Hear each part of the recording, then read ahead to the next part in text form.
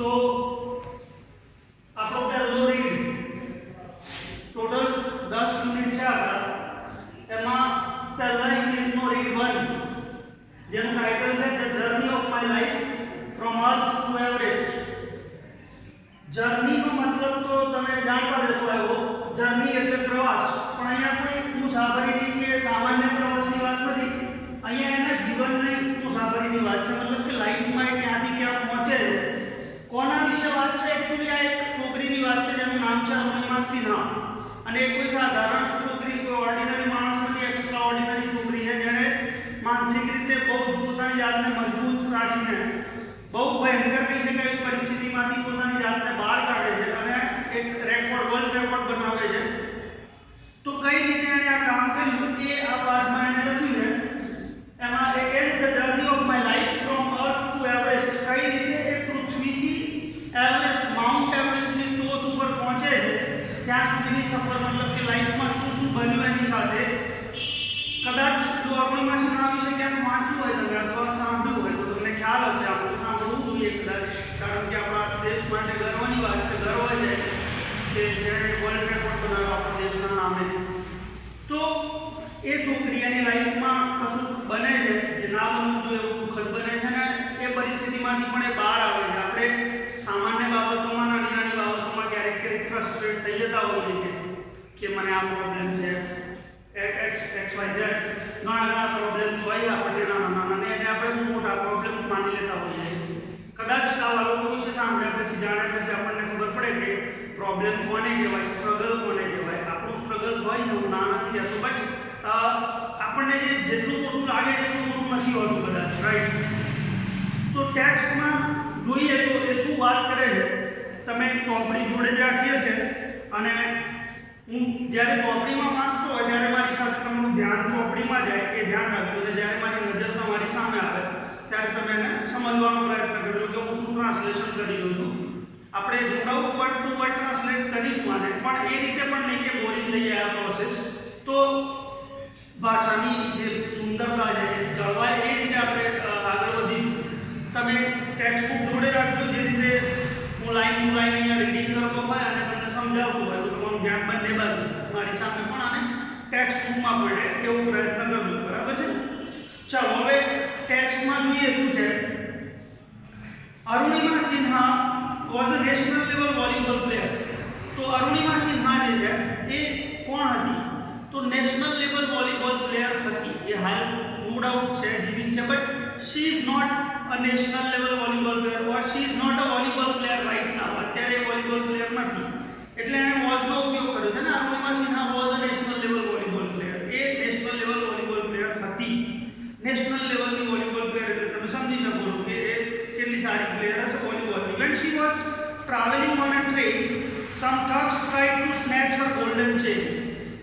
when she was traveling on a train, એકવાર જ્યારે એ ટ્રેનમાં મુસાફરી કરી રહી હતી, some thugs tried to snatch her golden chain। Thug એટલે ચોર અથવા લૂંટારો, તો કેટલાક ચોર અથવા લૂંટારો ત્યાં આવે છે and they tried to snatch, snatch SNATCH, snatch એટલે લૂંટવી લેવું। તો એ એની ગોલ્ડન ચેન જે એને પહેરી રાખી છે એને લૂંટવાનો પ્રયાસ કરે છે। she fought back but was thrown out of the speeding train। એ વળતી લડત આપે છે, she fought back, તે લડત આપે છે લોકો સામે, ચોરો સામે, લૂંટારો સામે, but was thrown out of the speeding train, પણ એ લડતનું પરિણામ જે છે એ સારું નથી આવતું।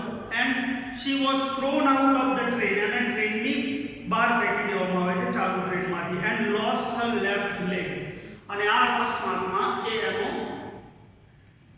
ડાબો પગ ગુમાવે છે। lost her left leg, એનો ડાબો પગ ગુમાવે છે। this happened when she was 24, જ્યારે આ બન્યું ત્યારે એની ઉંમર માત્ર 24 વર્ષ હતી। however this accident never affected her spirit। જો કે આ અકસ્માતનો એમ કે however this accident never affected એટલે અસર કરવું, આ અકસ્માતની એના સ્પિરિટ ઉપર, અફેક્ટ એટલે અસર કરવું અને સ્પિરિટ એટલે જુસ્સો, લાઈફ પ્રત્યેનો, લાઈફ જીવવા માટેની પેશન, જોશ, જુસ્સો, તો એ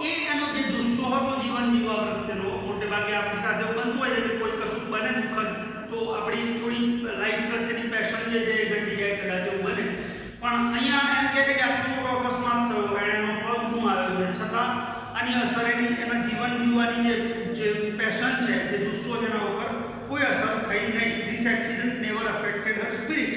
આજે પહેલો પેરેગ્રાફ છે જે હાલ આપણે સમજી રહ્યા છીએ એ એકચ્યુઅલી આખા પાર્ટની સમરી છે એવું કહી શકો, એની લાઈફની સમરી છે ટૂંકમાં. પછી ડિટેલમાં આપણે આગળ જોઈશું સીન 1 2 માં. તો આગળ શું કહે છે જુઓ, સ્પિરિટ પછી at all India institute of medical science Delhi an artificial lake was fitted at all India Institute of Medical Science Delhi. દિલ્હીમાં આ એક હોસ્પિટલ આવેલી છે જેનું નામ છે all India institute of medical science, જેને આપણે ટૂંકમાં એમ્સ ના નામથી ઓળખીએ છીએ. તો દિલ્હીમાં આ જે હોસ્પિટલ છે ત્યાં an artificial lake was fitted. Artificial મતલબ કે કૃત્રિમ, ડુપ્લિકેટ જેને કહીએ આપણે, તો કૃત્રિમ પગ લગાડવામાં આવ્યો એને.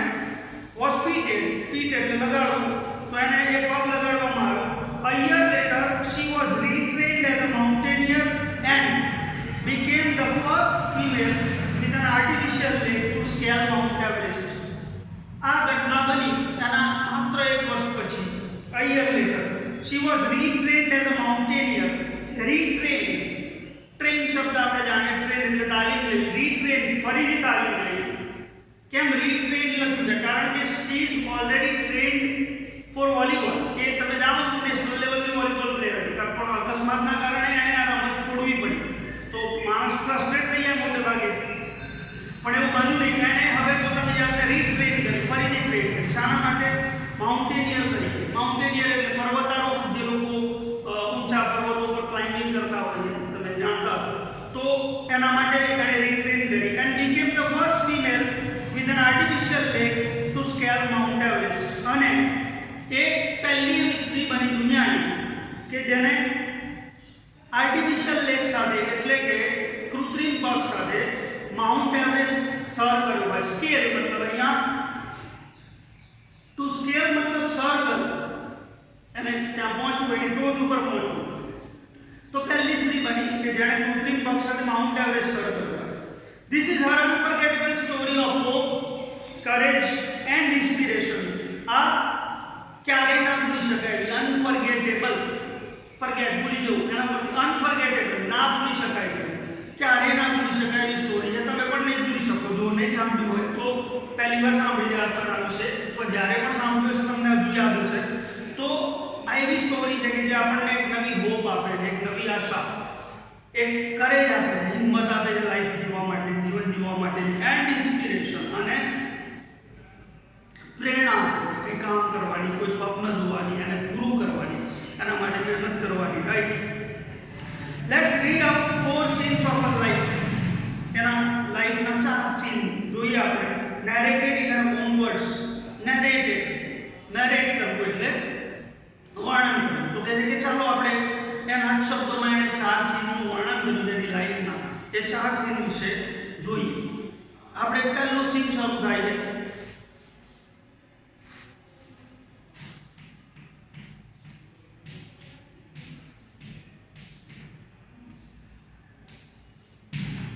સીન 1 જોઈએ આપણે.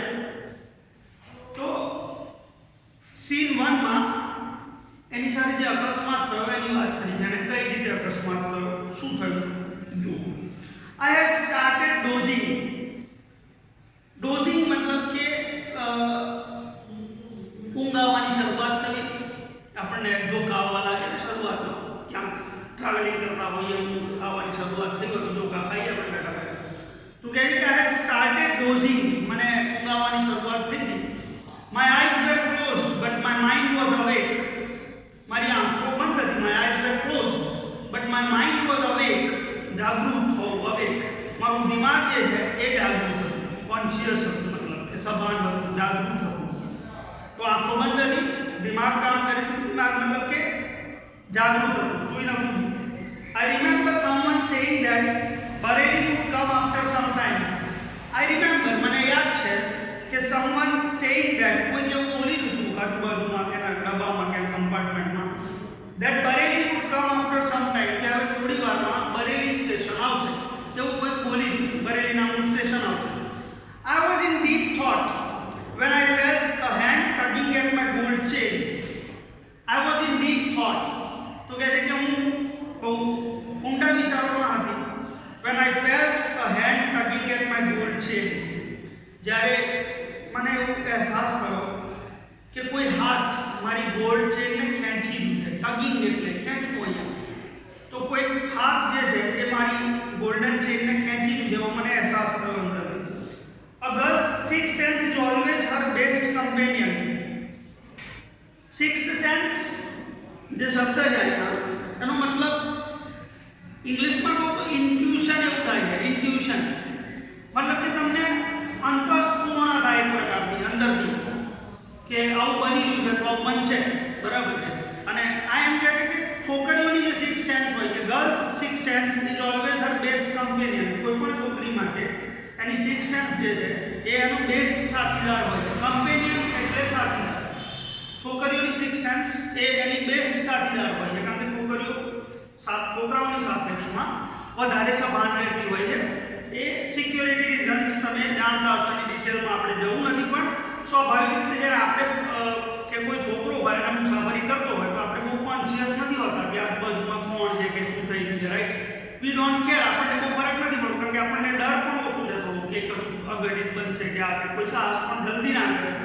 જ્યારે કોઈ છોકરી એકલી મુસાફરી કરતી હોય તો એ મોટે ભાગે કોન્શિયસ હોય છે, તો એકલી ના હોય, પેરેન્ટ્સ સાથે હોય તો પણ કોન્શિયસ હોય છે કે આજુબાજુમાં કોણ છે, શું છે, કોઈ લફાણું કે એવું બધું નથી બેઠું હોય, રાઈટ. સો એની શિક્ષણ હંમેશા એનો સાથ આપે છે, એ એની બેસ્ટ સાથીદાર હોય છે. આગળ જઈએ આપણે. I instinctively opened my eyes and saw 4 or 5 young men around me. I instinctively opened my eyes. Instinctively મતલબ કે ઓટોમેટિકલી મારી આંખો ઓટોમેટિકલી ત્યાં ખુલી જાય છે. And saw 4 or 5 young men around me. અને મેં મારી આજુબાજુમાં 4-5 છોકરાઓ જોયા. Their drunken looks and behavior gave me an inkling of their intention. Their drunken looks, તો એ 5 જે જણા હતા, 4-5 છોકરાઓ, એમનો જે લુક હતો, દેખાવ કેવો હતો? ડ્રંકન મતલબ કે દારૂ પીધેલી હાલતમાં, અથવા કહી શકાય કે નશાની હાલતમાં હતા 5-5. એમનું લુક જ એવું હતું કે નશાની હાલતમાં લાગતા હતા. એન્ડ બિહેવિયર, અને એમનું જે વર્તન હતું, ગેવ મી એન ઇન્કલિંગ. ઇન્કલિંગ એટલે હિન્ટ, સંકેત આપવો, એક પ્રકારનો ક્લુ મળવો, હિન્ટ મળવી. તો એ કહે છે કે એનાથી મને એવો ઈશારો કે એવો સંકેત મળ્યો કે મને લાગ્યું એમને જોઈને ઓફ ધેર ઇન્ટેન્શન. ઇન્ટેન્શન એટલે ઈરાદો. આખું સેન્ટેન્સ જોઈએ ફરીથી તો there drunken looks and behaviour gave me N inkling of their intention. એમનો જે નશાની હાલતમાં જે દેખાવ હતો અને જે પ્રકારનું વર્તન એ લોકો કરી રહ્યા હતા એના પરથી મને એમના ઈરાદાની ખબર પડી કે એમનો ઈરાદો શું છે, કયા ઈરાદાથી મારી સામે આવ્યા છે, right. I stood up in a flash. In a flash એટલે વીજળી વેગે ઊભા થવું, એકદમ ઝડપથી, very quickly. I stood up in a flash to tell them I had no intention of parting with my chain. તો કહે કે હું એકદમ ઝડપથી ઊભી થઈ એમને એવું જણાવવા માટે, to tell them, એવું કહેવા માટે that I had no intention of parting with my chain, કે મારો કોઈ ઈરાદો નથી કે હું મારી ચેનને મારાથી દૂર થવાનો. પાર્ટિંગ એટલે છૂટા પડવું. હું મારી ચેનને મારાથી જુદી પડવા દઉં કે મારાથી છૂટી પડવા દઉં, એવો કોઈ ઈરાદો મારો નથી. સો દે કેમ ટુગેધર એટ મી. તો એ લોકો એક સાથે મારા પર એટેક કરવા માટે આવ્યા, કારણ કે એના શાની હાલતમાં એમ તો ભાંજે નહીં આમે, એમનો ઈગો પણ આસમાને હશે કે ભાઈ એક છોકરી છે ને દાદાગીરી કરે છે આપણી સામે, like that. Even though, next paragraphમાં જો scene 1 માં, even though the compartment was full, none of my fellow passengers got up to even inquire what was happening. તો કહે છે કે જો કે આ કમ્પાર્ટમેન્ટ ફૂલ હતો, ભરેલો હતો, none of my fellow passengers got up to even inquire what was happening. મારામાંથી આખા કમ્પાર્ટમેન્ટમાંથી કોઈ એક વ્યક્તિ પણ કહે છે કે એક પણ પેસેન્જર ઊભું પણ ના થયું એની જગ્યાએ જોવા માટે what was happening, કે શું ચાલી રહ્યું છે, એવું કોઈ ચેક કરવા માટે પણ ના આવ્યું. આ જો કે સારી બાબત નથી, પણ હવે જે થયું એ થયું. જો કે એ તો કમ્પ્લેન પણ નથી કરતી, એની આગળ કહે છે forget about that coming to my rescue. તો કહે છે કે forget it, ભૂલી જાઓ કે એ લોકો મારા રેસ્ક્યુ માટે ના આવ્યા. રેસ્ક્યુ મતલબ કે બચાવ કરવો. તો એ લોકો મારા બચાવ માટે ના આવ્યા, ચલો કશો વાંધો નહીં. I had no option but to take them on. હવે મારી પાસે કોઈ ઓપ્શન નહોતો but to take them on. પણ હવે તો કહે છે કે મારે એમનો સામનો જ કરવાનો હતો. To take them on મતલબ કે to face FACE ક્રિયાપદ તરીકે સામનો કરવો. તો શું કહે છે? I had no option but to take them on. હવે મારી પાસે કોઈ ઓપ્શન નહોતો, મારે એમનો સામનો જ કરવાનો હતો. હવે જે પરિસ્થિતિ આવે પરિસ્થિતિમાં મારે એમની સામે ફાઇટ આપવી પડે એમ હતું.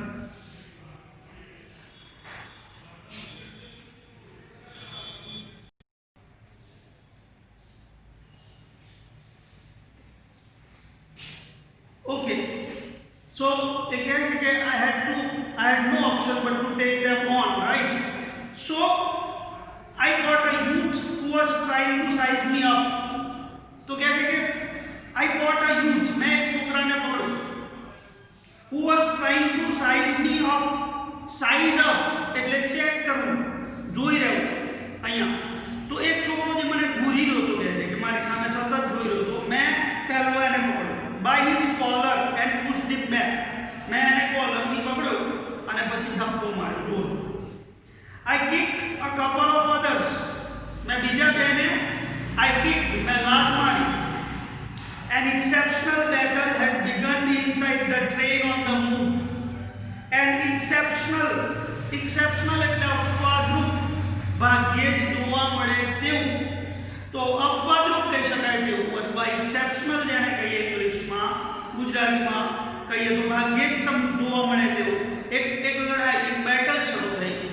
એક બેટલ શરૂ થયું. had begun inside the train on the move. શામાં? તો ટ્રેનમાં, ચાલુ ટ્રેનમાં જે મૂવ કરી રહી હતી, ચાલતી ટ્રેનમાં એક અપવાદરૂપ કહી શકાય એવી લડત શરૂ થઈ. The wolves made another attempt to snatch my chain. The wolves એટલે આમ તો વરુ, જંગલી કહી શકો તમે અહીંયા. તો આજે એક પેલા 4-5 છોકરાઓ માટે આ શબ્દનો ઉપયોગ કરે છે કે પેલા જે જંગલીઓ હતા, they made another attempt. attempt એટલે પ્રયત્ન કરવો. તો એમણે બીજો પ્રયત્ન કર્યો to snatch my chain, મારી ચેઇનને ખેંચવા માટેનો. still I resisted. છતાં મેં વિરોધ કર્યો. I resisted એટલે ઓપોઝ કરવો, વિરોધ કરવો. હજુ મેં વિરોધ જ કર્યો until one of them, driven by a frenzy, gave me an extra hard kick using all his force. ને ત્યાં સુધી વિરોધ કર્યો until જ્યાં સુધી one of them, એ લોકોમાંનો એક, driven by a frenzy એટલે અહીંયા extreme anger, વધારે પડતો ગુસ્સો. સ્વાભાવિક રીતે છોકરી જ્યારે 5 છોકરાઓને લડત આપી રહી છે એટલે કોઈનો ઈગો તો આસમાને પહોંચી જાય ને અગાઉ કહ્યું તો એ વધારે પડતો ગુસ્સે થઈ ગયો અને ખૂબ જ ગુસ્સામાં એને he gave me an extra hard kick. એણે મને જોરથી લાત મારી. using all his force, એની બધી તાકાતનો ઉપયોગ કરીને એણે મને લાત મારી. off balance, તો off balance થવું એટલે બેલેન્સ ગુમાવવું. તો કહે છે કે મેં બેલેન્સ ગુમાવ્યું and I could not recover in time. સમયસર હું રિકવર ના કરી શકી, મતલબ કે મારી જાતને સંભાળી ના શકી એવું કહી શકાય. એ ઓફ બેલેન્સ થઈ ગઈ, હવે એ એની જાતને સંભાળી ના શકી. આઈ નેક્સ્ટ લાઈનમાં જો I literally flew out of the train. Literally મતલબ કે રિયલી. તો કે હું ખરેખર ટ્રેનની બહાર વાસ્તવિક રીતે આઈ ફ્લુ આઉટ, હું ઉડી. ફેંકાઈ એટલે સ્વાભાવિક રીતે ટ્રેન ગતિમાં છે તો ઉડી હવામાં જ જાય. તો કહે છે કે હું રીતસરની ટ્રેનની બહાર ઉડી. Steel holding my mobile phone. મને યાદ છે હજુ મારા હાથમાં મોબાઈલ ફોન હતો. I was mid-air when I flew right into another train moving on the next track. I was in the mid-air. અહીંયા થોડું સમજજો આ ઘટનાને કે કઈ રીતે બની છે.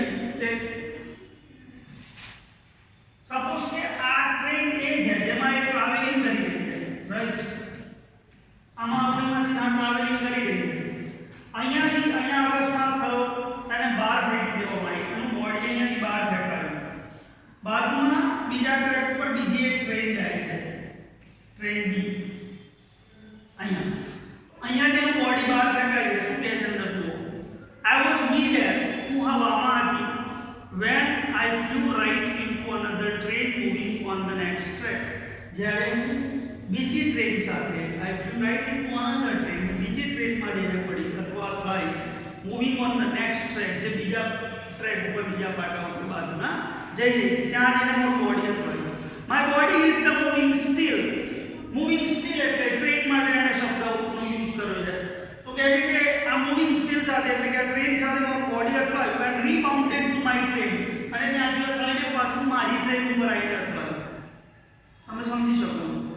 શું પરિસ્થિતિ થાય? This ping pong must have continued for several seconds before gravitational force pulled me down. This ping pong શબ્દનો ગુજરાતી કરવાના છે પણ ping pong ને એક્ઝામ્પલ દ્વારા સમજો તો આપણે બોલ મે રબર ને એને જોરથી ફેંકી આ દીવાલ ઉપર ફોર્સ થી આપણા ઘરના દીવાલ ઉપર ફેંકી એક દીવાલ ત્યાં જે લઈને નીચે આવશે પાછું આ દીવાલે આવશે પાછું અહીંયા લઈને આ દીવાલ ઉપર પડશે વધારે ફોર્સ થી નાખ્યો છે તો 3-4 વાર થશે રાઈટ આને કહેવાય પિંગ પોંગ તો અહીંયા એનું બોડી જે છે એ બિલકુલ આ રીતે એક ટ્રેન થી બીજી ટ્રેન પર પિંગ પોંગ થયું થોડી વાર માટે અથવા must have continued for several seconds કે જે આ કેટલીક સેકન્ડ સુધી ચાલ્યું હશે before gravitational force pulled me down gravitational force ગુરુત્વાકર્ષણ બળ જે આપણે જાણીએ છીએ તો એના ગુરુત્વાકર્ષણ બળ કે જે મારી બોડીને જમીન પર ખેંચી લાવે ત્યાં સુધી આ ચાલી આ ઘટના and despite my efforts my left leg fell on the track despite એટલે તેમ છતાં આ एक्चुअली સંયોજક છે despite જે યુઝ થાય આપણે આગળ ફંક્શન ભણીશું ગ્રામર ટોપિકમાં એમાં આવશે તો કહે છે કે despite my efforts તેમ છતાં despite એટલે મારા પ્રયત્નો છતાં my left leg fell on the track મારો ડાબો પગ ટ્રેક ઉપર પડ્યો પાટા ઉપર નેક્સ્ટ પેરેગ્રાફમાં શું છે ગચ આ અવાજ છે એકચ્યુઅલી વર્ડ નથી that was the sound of my leg getting chopped આ મારા પગના ચીરાવાનો અવાજ હતો ચોપ ચીરાઈ ગયો મારો પગ ચીરાઈ ગયો અને આ અવાજ આવ્યો ત્યાંથી ગચ like that there was no one to hear my intense scream intense એટલે તીવ્ર અને scream એટલે ચીસ તો કહે છે કે મારી આ તીવ્ર ચીસને સાંભળવા વાળો ત્યાં કોઈ નહોતો સ્વાભાવિક રીતે આવું થાય તો ચીસ જ નીકળી જાય માણસની તો કહે છે કે there was no one to hear my intense scream કોઈ મારી તીવ્ર ચીસને સાંભળવા વાળું હતું જ નહીં I lay motionless for a while I lay motionless lay એટલે સૂઈ રહેવું જમીન ઉપર પડ્યા રહેવું અને motionless એટલે ગતિ વગર હલનચલન કર્યા વગર મોશન એટલે ગતિ થાય તો motionless હલનચલન કર્યા વગર for a while થોડા સમય માટે હું ત્યાં પડી ગઈ I lay motionless for a while હું ત્યાં કહે છે કે બિલકુલ હલનચલન કર્યા વગર થોડી વાર માટે ત્યાં પડી ગઈ watching the red tail light of the train અને ત્યાં પડ્યા મને મારી જ ટ્રેનની સામે ટ્રેન તો નીકળી ગઈ આગળ તો મારી ટ્રેનની જે ટેલ લાઇટ હોય પાછળ જે છેલ્લી જે લાઇટ લગાડેલી હોય એ રેડ લાઇટ મને દેખાઈ રહી until it dimmed and faded into darkness dimmed and faded એટલે જામું થઈ ગયું અને પછી ધીમે ધીમે અદ્રશ્ય થઈ ગયું in the darkness કારણ કે ટ્રેન જેમ જેમ આગળ ગઈ એમ એ પછી અંધારામાં લાઇટ દેખાવાનું બંધ થઈ ગયું then I fainted એટલે બેહોશ થઈ ગયો બેભાન થઈ ગયો તો કહે છે કે ત્યાર પછી હું બેભાન થઈ ગઈ બેહોશ થઈ ગઈ અનકોન્શિયસ થઈ ગઈ જેને ઇંગ્લિશમાં કહીએ તો મને ખબર નથી એના પછી શું બન્યું પણ ત્યાં એ બેભાન થઈ જાય અને અહીંયા સીન 1 પૂરો થાય જે રીતે એની સાથે અકસ્માત થયો તો એનું વર્ણન એણે આમાં કર્યું આ સીન 1 છે હવે સીન 2 તરફ જઈએ આપણે તો સીન 2 માં શાની વાત છે કે કઈ રીતે એની ટ્રીટમેન્ટ કરવામાં આવી અને શારીરિક રીતે તો એ ઊભી થઈ કદાચ બેડ ઉપરથી પણ માનસિક રીતે પણ પોતાની જાતને કારણ કે મેડિકલ સાયન્સ પણ કહે છે ડોક્ટર્સ પણ કહે છે તમે જાણતા હશો કે શારીરિક રીતે રિકવર થવું અને માનસિક રીતે રિકવર થવું બંને સરખું જરૂરી છે રાઈટ કારણ કે માણસ શારીરિક રીતે ગમે તેટલું સ્ટ્રોંગ થઈ જાય પણ જો માનસિક રીતે એ હેરાન થઈ ગયેલો હોય સ્ટ્રગલ કરી ગયો હોય તો એના ગમે તેટલા મજબૂત શરીર પાસેથી પણ કામ ના લઈ શકે રાઈટ સો માનસિક રીતે કઈ રીતે બહાર આવે છે આ અકસ્માતમાંથી કારણ કે આમાં તમે સમજી શકો છો કે જે થયું એમાં કોઈ વાંક હતો જ નહીં ઓબ્વિયસલી દેખાય છે રાઈટ તો આ પ્રકારની ઘટના બન્યા પછી માનસિક રીતે પોતાની જાતને તૈયાર કરવી ફરીથી લાઈફ જીવવા માટે નેશનલ લેવલની વોલીબોલ પ્લેયર પગ બૂમ આવે છે રાઈટ હવે ગેમ નહીં રમી શકે તો આ બધી પરિસ્થિતિમાંથી કઈ રીતે બહાર આવે છે એની વાત આપણે સીન 2 માં કરીએ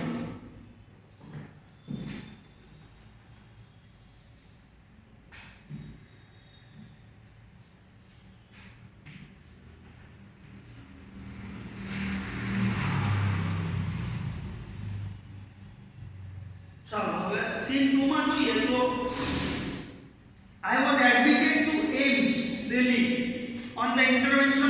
પીએમ. તો આપણે એમ્સનું નામ અગાઉ આવી ગયું શરૂઆતના પેરેગ્રાફમાં આપણે વાત કરી હતી. તો કહે છે કે આ એડમિટેડ ટુ એમ્સ, મને એમ્સમાં દાખલ કરવામાં આવી જે દિલ્હીમાં આવેલી છે ને, all India institute of medical science. ત્યાં મને દાખલ કરવામાં આવી, એડમિટ કરવામાં આવી on the intervention of the PM. Intervention એટલે ભલામણ. પીએમ ની ભલામણથી, પ્રાઇમ મિનિસ્ટરની ભલામણથી મને એમ્સમાં દાખલ કરવામાં આવી. The union government would bear the entire cost of my treatment. અને ત્યાંની જે ગવર્નમેન્ટ છે એ would bear, BEAR, bear એટલે અહીંયા ખર્ચ ભોગવવો એ અર્થમાં છે. bear the cost, entire cost. entire cost એટલે સંપૂર્ણ ખર્ચ. સંપૂર્ણ ખર્ચ સરકાર ભોગવશે મારી ટ્રીટમેન્ટ માટેનો. જે પણ ખર્ચ થશે મારી ટ્રીટમેન્ટનો એ સરકાર આપશે. કારણ કે ત્યાં સુધીમાં તો આ પછી નેશનલ લેવલનો ઇશ્યુ બની ચૂક્યો, મીડિયામાં આવ્યું હોય એટલે પછી ગવર્નમેન્ટ પણ સપોર્ટ કરે. અને તો સ્વાભાવિક રીતે ગવર્નમેન્ટે કહ્યું કે એનો ટોટલ ખર્ચ જે છે government ભોગવશે. Soon AIIMS began issuing daily medical bulletin on my status. થોડા જ સમયમાં AIIMS જે છે એણે મારા સ્ટેટસ ઉપર, મતલબ કે મારી સ્થિતિ ઉપર દરરોજ અલગ અલગ બુલેટિન પ્રસ્તુત કરવાના શરૂ કર્યા. રોજ મીડિયામાં ન્યૂઝ આવે કે આમ થયું, આ સ્થિતિ છે. I was told that young people, auto drivers and roadside vendors were carrying out a candle march to galvanize support for me and to pray for my recovery. થોડું લાંબુ છે સેન્ટેન્સ, ફરીથી જોઈએ આપણે. I was told મને એવું કહેવામાં આવ્યું that young people, કે કેટલાક યુવાન લોકો, ઓટો ડ્રાઈવર્સ, કેટલાક રિક્ષા ચાલકો ઓટો ડ્રાઈવર્સ છે, એન્ડ રોડ સાઇડ વેન્ડર્સ, અને કેટલાક રસ્તે બેસતા જે ફેરિયાઓ હોય છે, ચાલીને વેચતા હોય આ વસ્તુઓ છૂટક, તો જે ફેરિયા છે રોડની આજુબાજુમાં બેસતા, were carrying out a candle march. એ લોકોએ એક કેન્ડલ માર્ચનું આયોજન કર્યું છે. આપણે જાણીએ છીએ મીણબત્તી લઈને એક માર્ચ યોજે છે, રેલીનું આયોજન કરે. તો એક કેન્ડલ માર્ચનું આયોજન કર્યું છે two galvanize support for me. galvanize એટલે અહીંયા આગળ વધારવું, વધારે આગળ વધારવું, તો મને હજુ વધારે સારો સપોર્ટ મળી જાય એના માટે એ લોકોએ આ રેલીનું આયોજન કર્યું છે. And two pre for my recovery, અને બીજું શાના માટેનું આયોજન કર્યું છે કે મારી રિકવરી માટે, મારા સાજા થવા માટે એ લોકો પ્રાર્થના કરી શકે. તો એટલા માટે એમને મને મારો સપોર્ટ હજુ વધારે મને લોકો સપોર્ટ કરે અને મારી રિકવરી થાય, ઝડપથી હું સાજી થાઉં એ માટે પ્રભુને પ્રાર્થના કરવા માટે એ લોકોએ આ રેલીનું આયોજન કર્યું છે એવું મને જણાવવામાં આવ્યું. With the help of the best and the latest technology gradually I started responding to the treatment. તો કહે છે કે with the help of the best and the latest technology, નવી મોડર્ન કહી શકાય એવી અને સરસ ટેકનોલોજીને કારણે હું gradually I started responding. gradually મતલબ સમયાંતરે, થોડા સમય પછી, મતલબ કે મારું બોડી જે છે એ રિસ્પોન્ડ કરવા લાગ્યું ટુ ધ ટ્રીટમેન્ટ. આ ટ્રીટમેન્ટની સામે રિસ્પોન્ડ કરવા લાગ્યું, મતલબ કે થોડું રિકવર થવા લાગ્યું, સાજું થવા લાગ્યું એનું બોડી. શારીરિક રીતે હવે રિકવરી આવી રહી છે એના શરીરમાં. One morning, next paragraph માં, one morning my brother-in-law, my sister Lakshmi's husband, Sahib suddenly asked me. એક સવારે મારા brother-in-law, જેને આપણે જીજાજી કહીએ છીએ, તો એની બેનના હસબન્ડ જે છે એ આવે છે ત્યાં, જેમનું સાહિબ નામ છે. સડનલી આસ્ક મી, અને ત્યાં આવીને મને અચાનક પૂછે છે. શું પૂછે છે? એવરેસ્ટ ચડોગી, હિન્દીમાં પૂછે છે. એવરેસ્ટ ચડોગી मतलब do you want to climb the Mount Everest. કોને પૂછે છે? અરુણિમા સિન્હાને. કઈ સ્થિતિમાં છે? એક પગ નથી એમ, એ હજુ તો બેડ પર છે, હજુ ચાલવાના માપા છે. એને પૂછે છે કે માઉન્ટ એવરેસ્ટ પર જઈશું. આપણને ક્યારેક એવું પણ લાગે કે સાહેબ આ તો ગાંઠ પણ છે, રાઈટ. આ પ્રકારનો પ્રશ્ન કોઈને પૂછાય આ પરિસ્થિતિમાં તો મજાક કહેવાય નહીં, રાઈટ. કારણ છે એની પાછળ બહુ સોલિડ કારણ છે કેમ આ પ્રકારનો પ્રશ્ન પૂછે છે. જુઓ આગળ કહે છે. He had just read an interesting piece of information in the newspaper. એને મતલબ કે જે એના જીજાજી છે એમને he had just read an interesting piece of information in the newspaper. એમને ન્યૂઝપેપરમાં એક સરસ આર્ટિકલ વાંચ્યો હમણાં. શું આર્ટિકલ હતું? એમાં શું લખ્યું હતું? No female amputee had ever scaled Everest. એમણે એવું વાંચ્યું અંદર કે અત્યાર સુધી કોઈ, આમ તો માઉન્ટ એવરેસ્ટ પર ચડે છે કેટલાક બહાદુર લોકો ને મજબૂત લોકો, રાઈટ, માનસિક રીતે શારીરિક રીતે, બટ હજુ સુધી કહે છે કે કોઈ ફિમેલ એમ્પ્યુટી ત્યાં પહોંચ્યું નથી. એમ્પ્યુટી, AMPUTEE, એમ્પ્યુટી એટલે સરળ ભાષામાં કહીએ તો વિકલાંગ, જેના શરીરમાંથી હાથ કે પગ કે કશું મહત્વનું મતલબ કે શરીરમાંથી કોઈ લિંબ અંગ જેને કહીએ હાથ પગ, રાઈટ, એ ઓપરેશન દ્વારા કાઢી નાખવામાં આવ્યું હોય અને વિકલાંગ થઈ ગયું હોય એ વ્યક્તિને એમ્પ્યુટી કહેવાય. તો હજુ સુધી કહે છે કે કોઈ છોકરી કે જે વિકલાંગ હોય એવી માઉન્ટ એવરેસ્ટ સર કરી શકી નથી. મતલબ કે એમનો કહેવાનો મતલબ એ છે કે આ રેકોર્ડ હજુ બાકી છે અને જો તું પહોંચી જાય માઉન્ટ એવરેસ્ટ પર, તું આ રેકોર્ડ અચીવ કરી શકે. આવું એ પૂછે છે. વાત તો સારી છે ને, સાચી છે ને, પોઝિટિવ છે, રાઈટ. પણ જે પરિસ્થિતિમાં અરુણિમા સિંહ હાલે હાલ તો એ શું વિચારે કે કહે છે આઈ વોઝન્ટ એમ્યુઝડ. એમ્યુઝડ એટલે ખુશ થવું. તો મને આનંદ ના થયો કે આ સાંભળીને, સ્વાભાવિક રીતે ના થાય માણસને. I have lost a leg and you are talking of Mount Everest. તો કહે છે કે મને પહેલો વિચાર આવે માણસ તરીકે જે વિચાર આવે આપણને કે I have lost a leg, મેં અહીંયા પગ ગુમાવ્યો and you are talking about Mount Everest, અને તમે માઉન્ટ એવરેસ્ટ પર જવાની વાત કરો તો હજુ મારે ચાલવાના પાંપા છે અહીંયા, right. I started talking to myself. પણ જો અહીંયા એના પોઝિટિવ એપ્રોચની ખબર પડશે તમને કે લાઈફ પ્રત્યે એ કેટલી પોઝિટિવ છે, રાઈટ. આપણને વિચાર આવે કે તમને મને પણ કે આપણે આ સ્થિતિમાં ના લઈ જાય ઈશ્વર આપણને, પણ કદાચ કોઈ સ્થિતિમાં હોઈએ જ આપણે જ્યારે પણ, ત્યારે આપણને નેગેટિવ વિચાર પહેલો આવે, રાઈટ, કે આમ થશે તો આમ થશે તો હું ચાલી શકીશ કે નહીં વગેરે વગેરે. એ શું વિચારે છે? I started talking to myself. એ કહે છે કે મેં મારી જાત સાથે વાત કરવાનું શરૂ કર્યું. If I could take a shot at Everest and succeed, I would become the first female amputee to hold that record. જો એ શું વિચારે છે? પોઝિટિવ વિચારે, ડાયરેક્ટ રિઝલ્ટ તરફ જાય છે. ફરીથી જુઓ સેન્ટેન્સ ને. If I could take a shot at Everest, take a shot મતલબ કે take a chance, એક ચાન્સ લેવો. આપણે નથી કહેતા કે ચલો ભાઈ ટ્રાય તો કરો, રાઈટ. તો કહે છે કે if I could take a shot at Everest, જો હું ચાન્સ લઉં એવરેસ્ટ પર જવાનો and succeed અને સફળ થઈ જાઉં, તો I would become the first female amputee to hold that record. તો પહેલી સ્ત્રી બની જઈશ દુનિયાની કે જે એમ્પ્યુટી હોવા છતાં, વિકલાંગ હોવા છતાં માઉન્ટ એવરેસ્ટ પર પહોંચી જાય. એ રેકોર્ડ મારા નામે થઈ જશે, વર્લ્ડ રેકોર્ડ થઈ જશે. મતલબ કે પોઝિટિવલી જુએ છે, રિઝલ્ટ તરફ જુએ છે, રાઈટ. તમને આપણા લાઈફનું એક્ઝામ્પલ આપું તો આપણી સાથે મોટે ભાગે જેમ હમણાં કહેતો હતો કે આપણને નેગેટિવ વિચાર પહેલો આવે.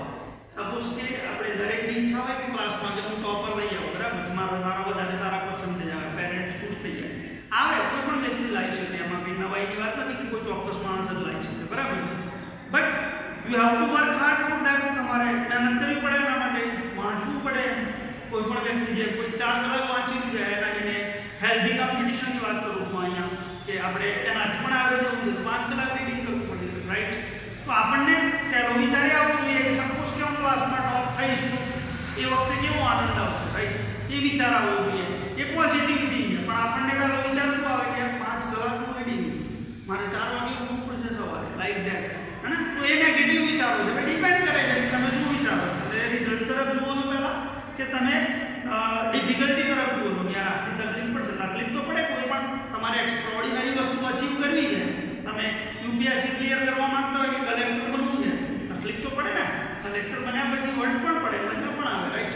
સો અહીંયા એક પોઝિટિવલી જુએ છે. હાલે બેડ ઉપર પડેલી છે એટલે ચાલવાના પણ માંગવા છે, પણ એ વિચારે છે શું કે માની લો કે હું પહોંચી જાઉં, પહોંચ્યા પછી કેવી મજા આવે, મારા નામે વર્લ્ડ રેકોર્ડ સ્થપાઈ જાય. આઈ નેક્સ્ટ લાઈનમાં જુઓ મારી સાથે ચાલુ. I thought about it for some time. મેં થોડા સમય માટે વિચાર્યું. And then I conveyed to Sahib my willingness to take up the challenge. અને પછી મેં મારા જીજાજીને મારી ઈચ્છા જણાવી. કન્વે એટલે જણાવવું, અને વિલિંગનેસ એટલે ઈચ્છા. મેં એમને ઈચ્છા જણાવી કે હા આપણે ટેક અપ ધ ચેલેન્જ, કે આપણે આ ચેલેન્જ લઈશું. શું જણાવ્યું મેં? ઠીક હે હમ કરેંગે. મતલબ કે I will take a chance at Mount Everest. હું માઉન્ટ એવરેસ્ટ પર જવાનો પ્રયત્ન કરીશ, એની ટ્રેનિંગ લઈશ, એવું એને જણાવ્યું. આઈ સે, મેં કહ્યું, I now had something to look forward to. હવે કહે છે કે કમસે કમ મારી પાસે કશું તો હતું કે જેની સામે હું જોઈ શકું. કારણ કે મેં હમણાં કહ્યું કે આવી પરિસ્થિતિમાં માનસિક રીતે મજબૂત રહેવું બહુ જરૂરી છે. હવે જ્યાં સુધી તમારી પાસે કોઈ લાઈફમાં ગોલ જ ના હોય તો તમે ઝડપથી રિકવર ના થઈ શકો, તમે બંધ ના થઈ શકો. તો કહે છે કે હવે વોલીબોલ તો મારા માટે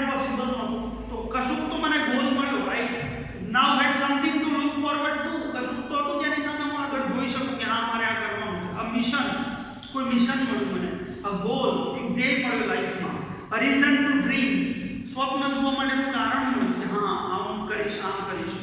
it was not going to be easy. મને ખબર હતી કે આ કંઈ સરળતાથી થવાનું નથી. It was not going to be easy. એ પણ જાણતી હતી, એવું પણ નથી કે ખાલી સ્વપ્ન જોઈ લીધું એટલે પૂરું થઈ જશે. પણ but throughout my life nothing had come easy. પણ જુઓ એ શું કહે છે કે થ્રુ આઉટ માય લાઈફ, મારી આખા જીવન દરમિયાન નથિંગ હેડ કમ ઇઝી. કશું જ સરળતાથી આવ્યું નથી, બધું ડિફિકલ્ટી સાથે જ આવ્યું. I have to accept it. I felt like I was born again. મને એવું લાગવા લાગ્યું જાણે કે મારો ફરીથી જન્મ થયો. Then I started waiting for my artificial limb to arrive. પછી હું રાહ જોવા લાગી કે હવે ક્યારે મારો આર્ટિફિશિયલ લિમ્બ એટલે કે કૃત્રિમ પગ, આર્ટિફિશિયલ લિમ્બ એટલે અહીંયા કૃત્રિમ પગ એમ ક્યારે આવી પહોંચે એની હું રાહ જોવા લાગી. When it finally arrived, I was overjoyed. જ્યારે એ છેવટે પહોંચ્યો ત્યાં મારો પગ, I was overjoyed. બહુ જ ખુશ થઈ ગઈ, વધારે પડતી ખુશ થઈ ગઈ. The artificial leg felt almost like my real leg. આ જે કૃત્રિમ પગ હતો એ લગભગ મારા રિયલ લેગ જેવો સાચો પગ હોય એવું લાગતું. જો કે ફરક તો હોય બટ એમ કે મને બહુ ફરક ના લાગ્યો. I could hardly feel the difference. મને હાર્ડલી મતલબ કે ભાગ્યે જ, I could hardly feel the difference. મને ભાગ્યે જ કોઈ તફાવત દેખાયો. I had started falling in love with this stranger. Stranger શબ્દ જે આપે છે ને ઇન્વર્ટેડ કોમામાં અવતરણ ચિહ્ન, એ stranger શબ્દ એને પગ માટે વાપર્યો. stranger એટલે અજાણ થાય, પણ અહીંયા એના પગને stranger કહે છે. તો હવે હું આ stranger સાથે પ્રેમમાં પડી ગઈ હતી, મારા પગ સાથે. whom I was wedded for life. જેની સાથે હું હવે જીવનભર જોડાઈ રહેવાની હતી. wedded એટલે જોડાઈ ગયો. તો જેની સાથે હું હવે જીવનભર જોડાઈ રહેવાની હતી, એ પગ સાથે મને પ્રેમ થવા લાગ્યો. I had set my eyes on a mountain. મારું હવે સંપૂર્ણ ધ્યાન, I had set my eye મતલબ જોઈ રહેવું નહીં પણ ફોકસ કરવું, કોન્સન્ટ્રેટ કરવું. હવે મારું સંપૂર્ણ ધ્યાન શાના ઉપર હતું? માઉન્ટ એવરેસ્ટ ઉપર. એન્ડ શું કહે છે? I needed to prepare myself with the help of this stranger. અને હવે મારે મારી જાતને આ સ્ટ્રેન્જરની મદદથી, એટલે કે આર્ટિફિશિયલ લેગ જે છે કૃત્રિમ પગ, એની મદદથી મારે મારી જાતને ટ્રેન કરવાની હતી. રાઈટ? અહીંયા સીન 2 પૂરો થાય છે. સીન 1 માં આપણે જોયું કઈ રીતે અકસ્માત થવાની સાથે, સીન 2 માં જોયું કઈ રીતે ટ્રીટમેન્ટ થઈ એની, અને માનસિક રીતે અને શારીરિક રીતે કઈ રીતે રિકવર થાય, અને હવે કઈ રીતે પોતાની જાતને આર્ટિફિશિયલ લેગની મદદથી માઉન્ટ એવરેસ્ટ પર જવા માટેની માનસિક રીતે તૈયાર કરી. હવે સીન 3 માં એની ટ્રેનિંગ વિશે જોઈશું આપણે, કારણ કે એમને કોઈને માઉન્ટ એવરેસ્ટ પર જવા દેવામાં ના આવે, અને એ શક્ય પણ નથી. કોઈ પણ માણસ એમને જતું રહે માઉન્ટ એવરેસ્ટ પર અને ત્યાં માઉન્ટ એવરેસ્ટ સર કરે, તો પોસિબલ નથી. તો એના માટે ટ્રેનિંગ હોય છે પ્રોપર. કઈ રીતે ટ્રેનિંગ લે છે, એક પગ સાથે એને કેટલીક મુશ્કેલીઓ આવે છે, કઈ રીતે માઉન્ટ એવરેસ્ટ સર કરવા માટે જાય છે. સીન 4 માં કઈ રીતે માઉન્ટ એવરેસ્ટ પર પહોંચે છે અને આપણા દેશનો અને એના નામે વર્લ્ડ રેકોર્ડ બનાવે છે. રાઈટ? એ આપણે સીન 3 અને 4 માં જોઈશું.